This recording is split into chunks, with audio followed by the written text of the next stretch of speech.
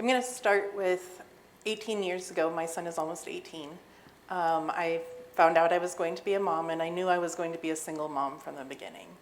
I was already blind. I had been blind for a few years, but I didn't have community. I didn't have any networks. I didn't know how blind people did this.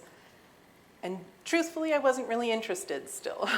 But I had heard the horror stories, and I was worried about CPS being called or whether I would be able to take my child home from the hospital. And so I have parents in the medical field, and they advised me to start interviewing the doctors and doing some of those preemptive conversations to make sure that I was being seen as a whole person. I didn't have that language. I didn't know that that's what I was trying to do, but very much interviewed those doctors and the care team that eventually helped me deliver my son.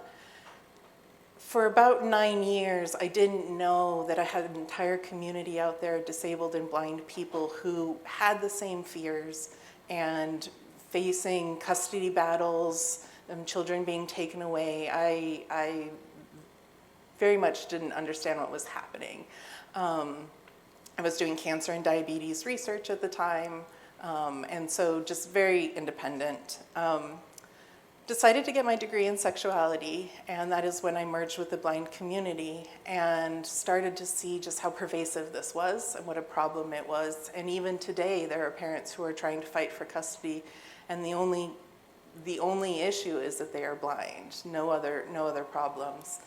And so when I think of parenting and the joys that people think of when they want to bring a child into this world, I'm not sure that it should be met with, is this doctor going to report me? Am I going to be able to send my child home with me just because I asked how to change a diaper?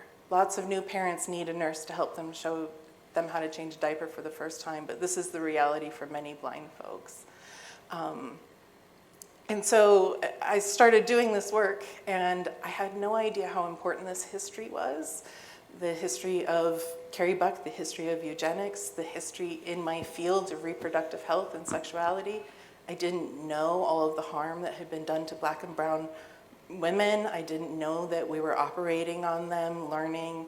They just didn't teach me this in school. And so I really, if you know your history, you can start to see it in the present day. And so we may not call it eugenics the same, and we may think that that was something from the Holocaust and it didn't happen here, but it did happen here, and it is still happening here. And so Carrie Buck, I just love that you all have created this fellowship to honor her name and to bring awareness to this, and so that we can keep having these conversations.